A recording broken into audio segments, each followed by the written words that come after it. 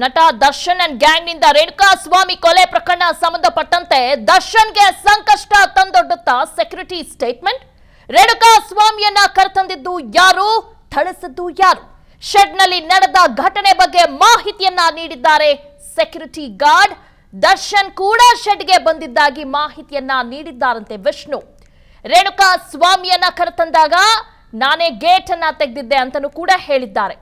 ಇನ್ನೊಂದು ಕಡೆ ದರ್ಶನ್ಗೆ ಈ ಒಂದು ಸೆಕ್ಯೂರಿಟಿ ಸ್ಟೇಟ್ಮೆಂಟ್ ಸಂಕಷ್ಟ ತಂದೊಡ್ಡುತ್ತಾ ರೇಣುಕಾಸ್ವಾಮಿಯನ್ನ ಕರೆತಂದಿದ್ದು ಯಾರು, ಥಳಿಸಿದ್ದು ಯಾರು ಎಲ್ಲವನ್ನೂ ಕೂಡ ಸೀನ್ ಬೈ ಸೀನ್ ಹೇಳಿದ್ದಾರೆ.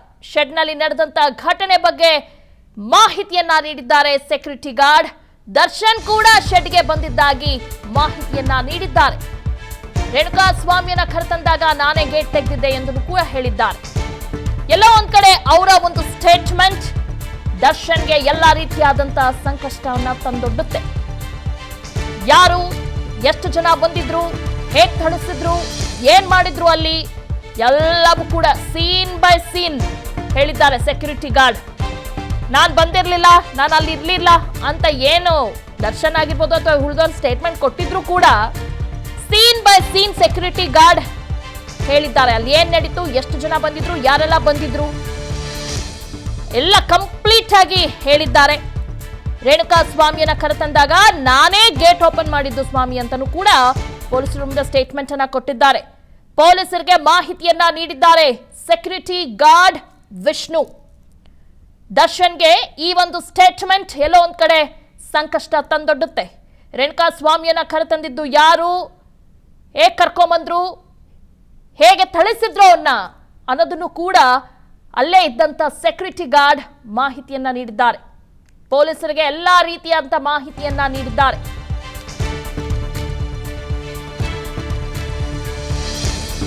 ಇನ್ನು ನಟ ದರ್ಶನ್ ಅಂಡ್ ಗ್ಯಾಂಗ್ ನಿಂದ ರೇಣುಕಾಸ್ವಾಮಿ ಕೊಲೆ ಪ್ರಕರಣ ಸಂಬಂಧಪಟ್ಟಂತೆ ನಿನ್ನೆಯಿಂದ ಏನು ಊಟ ತಿಂದಿಲ್ಲಂತೆ ದರ್ಶನ್. ಹೀಗಾಗಿ ಊಟ ಮಾಡಿ ಅಂತ ಹೇಳಿದ್ದಾರಂತೆ ದರ್ಶನ್ಗೆ. ಡಿಸಿಪಿ ಅವರು ಮನವಿ ಮಾಡಿದ್ದಾರೆ. ಏನಾದ್ರೂ ತಿನ್ನಪ್ಪ ಅಂದ್ರು ಬೇಡ ಸರ್ ಅಂತಿದ್ದಾರಂತೆ ದರ್ಶನ್. ನಿನ್ನೆಯಿಂದ ಜ್ಯೂಸ್ ಮಾತ್ರ ಕುಡ್ಕೊಂಡು ಇದ್ದಾರೆ ನಟ ದರ್ಶನ್. ಡಿಸಿಪಿ ಒತ್ತಾಯದ ಬಳಿಕ ಇಡ್ಲಿ ಕೊಡಿ ಸರ್ ಅಂತ ಹೇಳಿದ್ದಾರಂತೆ ದರ್ಶನ್. ಆರೋಪಿ ದರ್ಶನ್ ಮನವಿ ಹಿನ್ನೆಲೆ ಇಡ್ಲಿಯನ್ನ ತರಿಸ್ಕೊಟ್ರಂತೆ ಪೊಲೀಸರು. ನಿನ್ನೆಯಿಂದ ಏನು ತಿಂದಿಲ್ಲಂತೆ, ಪರವಾಗಿಲ್ಲ, ಏನಾದ್ರೂ ತಿನ್ನಪ್ಪ ಅಂತ ಹೇಳಿದ್ರಂತೆ ಡಿಸಿಪಿ ಅವರು. ಇಲ್ಲ ಸರ್ ಅಂತ ಅಂದ್ರಂತೆ. ಜ್ಯೂಸ್ ಕುಡ್ಕೊಂಡು ಮಾತ್ರ ಇದ್ದಾರಂತೆ, ನಿನ್ನೆಯಿಂದ ಊಟ ಏನು ತಿಂದಿಲ್ವಂತೆ. ಅದಾದ ನಂತರ ಡಿಸಿಪಿ ಅವರು ಇಲ್ಲ ಇಡ್ಲಿ ತಿನ್ನಿ ಅಂತ ಹೇಳಿದಕ್ಕೆ ಆಯಿತು ಇಡ್ಲಿ ತರಿಸ್ಕೊಡಿ ಸರ್ ಅಂತ ಹೇಳಿದ್ದಾರಂತೆ. ಇಡ್ಲಿ ತಿಂದ್ರಂತೆ. ಆದರೆ ನಿನ್ನೆಯಿಂದ ಊಟ ಏನು ಮಾಡಿಲ್ವಂತೆ. ಆರೋಪಿ ದರ್ಶನ್ ಮನವಿ ಹಿನ್ನೆಲೆ ಇಡ್ಲಿಯನ್ನು ತರಿಸ್ಕೊಟ್ರಂತೆ ಪೊಲೀಸರು. ನಿನ್ನೆಯಿಂದ ಉಪವಾಸ ಇದ್ದಾರಂತೆ. ಪ್ರಾಯಶ್ಚಿತ್ತ ಆಗಬೇಕಲ್ವಾ. ಇನ್ನು ಈ ಒಂದು ಕೊಲೆ ಪ್ರಕರಣಕ್ಕೆ ಸಂಬಂಧಪಟ್ಟಂತೆ ಸಹಜವಾಗಿ ಅವರ ಮನೆಯವರೆಲ್ಲರೂ ಕೂಡ ಉಪವಾಸ ಇದ್ದಾರೆ. ನಟ ದರ್ಶನ್ ಊಟ ಮಾಡಿಲ್ಲ ಅಂದ್ರೂ ಏನು ಸಮಸ್ಯೆ ಆಗಲ್ಲ. ಆದರೆ ಅಲ್ಲಿ ಕಣ್ಣೀರಾಗ್ತಿದ್ದಾರೋ ಇಡೀ ಕುಟುಂಬ. ನನ್ನ ಕೈಗಳು ನಡುಗುತ್ತಿವೆ, ದಯಮಾಡಿ ಸಿಗರೇಟ್ ಕೊಡಿ ಸಾರ್ ಅಂತ ಹೇಳಿದ್ರಂತೆ. ವಿಚಾರಣೆ ವೇಳೆ ಪೊಲೀಸರು ಮುಂದೆ ಮನವಿ ಮಾಡಿದ್ರಂತೆ ದರ್ಶನ್, ನನ್ನ ಕೈ ನಡುಗ್ತಾ ಇದೆ, ಸಿಗರೇಟ್ ತರಿಸ್ಕೊಡಿ ಸರ್ ಅಂತ. ನಿಮಗೆ ಸಿಗರೇಟ್ ಕೊಡಲು ಸಾಧ್ಯವಿಲ್ಲ ಅಂತ ಪೊಲೀಸರು ಹೇಳಿದ್ರಂತೆ.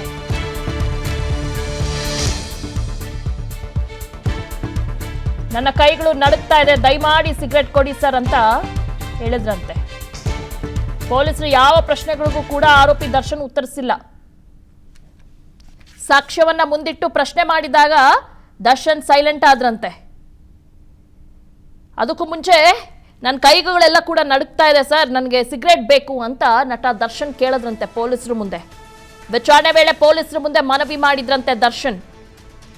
ಅದಕ್ಕೆ ಪೊಲೀಸ್ ಹೇಳಿದ್ರಂತೆ, ನಿಮಗೆ ಸಿಗರೇಟ್ ಎಲ್ಲ ಕೊಡಕ್ಕೆ ಸಾಧ್ಯ ಇಲ್ಲ, ನಮ್ಮ ಪ್ರಶ್ನೆಗಳಿಗೆ ನೀವು ಉತ್ತರ ಕೊಡಿ ಅಷ್ಟೇ ಅಂತ ಹೇಳಿದಾರಂತೆ. ಸಿಗರೇಟ್ ಎಲ್ಲ ಕೊಡಕ್ಕಾಗಲ್ಲ, ಬೇಕಾದ್ರೆ ಊಟ ಕೊಡಿಸ್ತೀವಿ, ಅದೇ ಸಿಗರೇಟ್ ಎಲ್ಲ ತಂದ್ಕೊಡಕ್ಕಾಗಲ್ಲ ಅಂತ ಹೇಳಿದ್ರಂತೆ. ಪೊಲೀಸರು ಯಾವ ಪ್ರಶ್ನೆಗಳಿಗೂ ಕೂಡ ನಟ ದರ್ಶನ್ ಉತ್ತರಿಸಿಲ್ವಂತೆ. ಸಾಕ್ಷ್ಯವನ್ನು ಮುಂದಿಟ್ಟು ಪ್ರಶ್ನೆ ಮಾಡಿದಾಗ್ಲೂ ಕೂಡ ದರ್ಶನ್ ಅವರು ಸೈಲೆಂಟ್ ಆಗಿ ನಿಂತಿದ್ರಂತೆ, ಏನು ಅದಕ್ಕೆ ಉತ್ತರನೇ ಕೊಟ್ಟಿಲ್ವಂತೆ. ರೇಣುಕಾಸ್ವಾಮಿ ಮೇಲೆ ಜನ ಮೆಚ್ಚಿದ ನಟನ ವಿಕೃತಿ ಹೇಗಿತ್ತು ಗೊತ್ತಾ? ಫುಟ್ಬಾಲ್ ರೀತಿ ಒದ್ದು ರೇಣುಕಾಸ್ವಾಮಿ ಗ್ಯಾಂಗ್ ಚಿತ್ರಹಿಂಸೆ ಕೊಟ್ಟಿದ್ದಾರಂತೆ ಜನ ಮೆಚ್ಚಿದ ನಟ.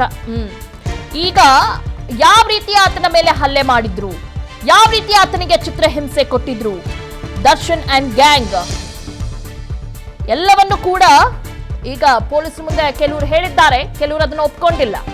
ಫುಟ್ಬಾಲ್ ರೀತಿ ಒದ್ದು ರೇಣುಕಾ ಸ್ವಾಮಿಗೆ ನಟ ಅಂಡ್ ಗ್ಯಾಂಗ್ ಚಿತ್ರಹಿಂಸೆ ಕೊಟ್ಟಿದ್ದಾರಂತೆ. ಮರ್ಮಾಂಗದ ಮೇಲೆ ಹಲ್ಲೆ ಮಾಡಿರೋದು ಕೂಡ ಪೋಸ್ಟ್ ಮಾರ್ಟಮ್ ನಲ್ಲಿ ಇದೀಗ ದೃಢಪಟ್ಟಿದೆ. ಮರ್ಮಾಂಗಕ್ಕೆ ಹೊದ್ದಿರೋದು ಮರಣೋತ್ತರ ಪರೀಕ್ಷೆಯಲ್ಲೂ ಕೂಡ ಪತ್ತೆ ಆಗಿದೆಯಂತೆ. ಮರ್ಮಾಂಗಕ್ಕೆ ಹಲ್ಲೆ ನಡೆಸಿ ವಿಕೃತಿಯನ್ನ ಮೆರೆದಿದ್ದಾರೆ ನಟ and gang. Post mortem report ನಲ್ಲಿ ಕೂಡ ಅದು ಬಯಲಾಗಿದೆ. ಹಂತಕರ ಬಿಭತ್ಸ ಕೃತ್ಯ ಬಯಲಾಗಿದೆ.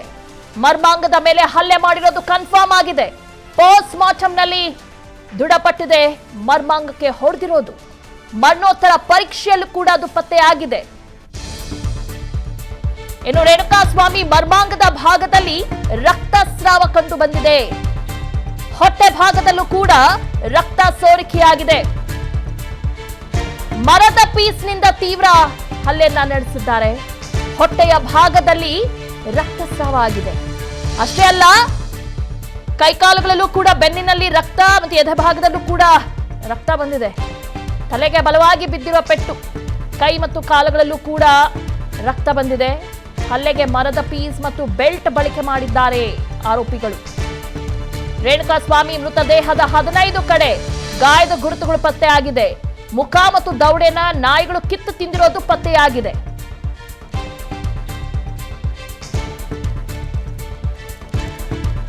ಎಲ್ಲದ್ರ ಬಗ್ಗೆ ಡೀಟೇಲ್ಸ್ ಅನ್ನ ನೀಡ್ತಾರೆ crime bureau head S K. Manjunath, exact ಆಗಿ ಈ ಪೋಸ್ಟ್ ಮಾರ್ಟಮ್ ರಿಪೋರ್ಟ್ ನಲ್ಲಿ ಏನಿದೆ ಮಂಜುನಾಥ್? ಏನು ರೇಣುಕಾ ಸ್ವಾಮಿ ಕೊಲೆ ಪ್ರಕರಣಕ್ಕೆ ಸಂಬಂಧಪಟ್ಟಂತೆ ತನಿಖೆ ಕೈಗೊಂಡಿರ್ತಕ್ಕಂಥ ಕಾಮಾಕ್ಷಿಪಾಳ್ಯ ಪೊಲೀಸರು, ಜೊತೆಗೆ ಅದರ ತನಿಖೆಯ ಒಂದು ತನಿಖಾಧಿಕಾರಿಯಾದಂಥ ವಿಜಯನಗರ ಎಸಿಪಿ ಚಂದನ್ ಅವರ ನೇತೃತ್ವದ ತಂಡ ಆರೋಪಿಗಳಿಂದ ನಿರಂತರವಾಗಿ ಈ ಕೃತ್ಯಕ್ಕೆ ಸಂಬಂಧಪಟ್ಟಂತ ಮಾಹಿತಿಯನ್ನ ಹೊರಕಕ್ಕಿಸುವಂತಹ ಪ್ರಯತ್ನವನ್ನ ಮಾಡ್ತಾ ಇದ್ದಾರೆ. ಮತ್ತೊಂದು ಕಡೆ ಏನು ನಿನ್ನೆಯಷ್ಟೇ ರೇಣುಕಾ ಸ್ವಾಮಿಯವರ ಒಂದು ಮರಣೋತ್ತರ ಪರೀಕ್ಷೆ ನಡೆಯಿತು ವಿಕ್ಟೋರಿಯಾ ಆಸ್ಪತ್ರೆಯಲ್ಲಿ.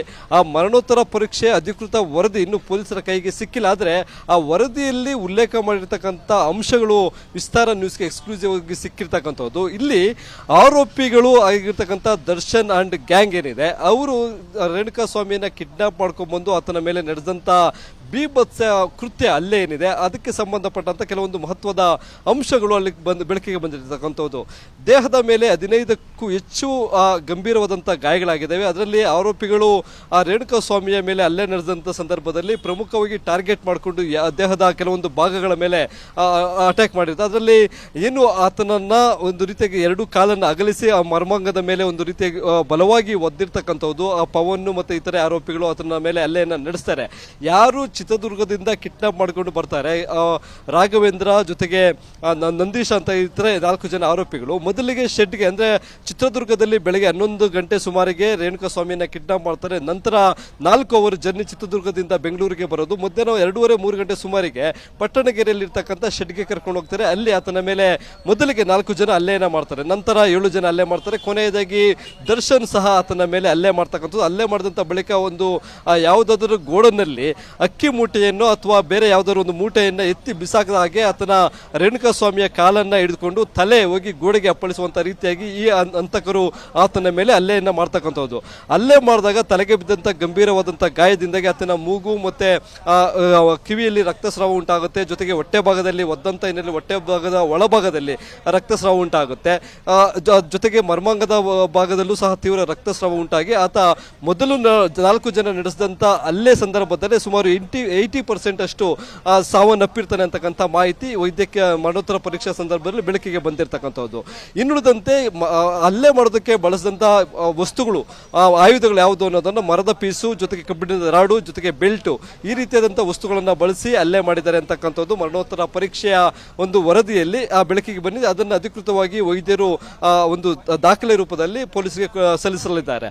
ಇದು ಒಂದು ಕಡೆ ಆದರೆ ಮತ್ತೊಂದು ಕಡೆ ದರ್ಶನ್ ಅಂಡ್ ಗ್ಯಾಂಗ್ ಅನ್ನು ಇವತ್ತು ತೀವ್ರ ವಿಚಾರಣೆಗೊಳಪಡಿಸಿದ್ದಾರೆ. ವಿಚಾರಣಾ ಸಂದರ್ಭದಲ್ಲಿ ದರ್ಶನ್ ನನಗೇನು ಗೊತ್ತಿಲ್ಲ ಅಂತಕ್ಕಂಥ ಹೇಳಿಕೆಗಳನ್ನೇ ಕೊಡ್ತಾ ಇದ್ದಾನೆ. ಹಾಗಾಗಿ ಆತನ್ನ ಏನು ಹೇಳದೇ ಇದ್ರು ಆತನ ವಿರುದ್ಧವಾಗಿ ಟೆಕ್ನಿಕಲ್ ಎವಿಡೆನ್ಸ್ ಅನ್ನ ಸಾಕ್ಷಿಗಳನ್ನ ಸಂಗ್ರಹ ಮಾಡೋದಕ್ಕೆ ತನಿಖಾಧಿಕಾರಿಗಳು 3 ತಂಡಗಳಾಗಿ ತನಿಖೆಯನ್ನ ಚುರುಕುಗೊಳಿಸಿದ್ದಾರೆ. ಒಂದು ತಂಡ ಈಗಾಗಲೇ ಪಟ್ಟಣಗೆರೆಯ ಶೆಡ್ ಬಳಿ ಇರ್ತಕ್ಕಂಥದ್ದು, ಮತ್ತೊಂದು ಸ್ಥಳ ಮಹಜರು ಪ್ರಕ್ರಿಯೆಯಲ್ಲಿ ತೊಡಗಿದ್ದಾರೆ, ಇನ್ನೊಂದು ಟೆಕ್ನಿಕಲ್ ಎವಿಡೆನ್ಸ್ ಅನ್ನ ಮತ್ತೆ ಆರೋಪಿಗಳೆಲ್ಲರೂ ಒಂದೇ ಕಡೆ ಇದ್ರು ಅನ್ನೋದ್ರ ಬಗ್ಗೆ ಸಾಕ್ಷಿಗಳನ್ನ ಕಲೆ ಹಾಕೋದಕ್ಕೆ ಇದು ಮಾಡ್ತಾ ಇದ್ದಾರೆ.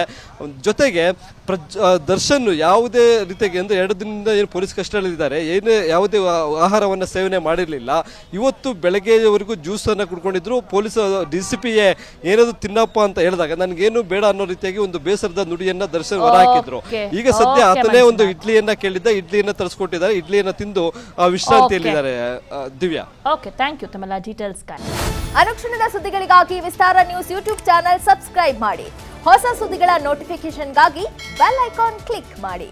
ಲೇಟೆಸ್ಟ್ ಅಪ್ಡೇಟ್ಸ್ಗಾಗಿ www.vistaranews.com ವೆಬ್ಸೈಟ್ಗೆ ವಿಸಿಟ್ ಮಾಡಿ. ಅಂಗೈಯಲ್ಲೇ ಜಗತ್ತಿನ ಸುದ್ದಿ ತಿಳಿಯಲು ವಿಸ್ತಾರ ನ್ಯೂಸ್ ಕನ್ನಡ ಆಪ್ ಡೌನ್ಲೋಡ್ ಮಾಡಿ.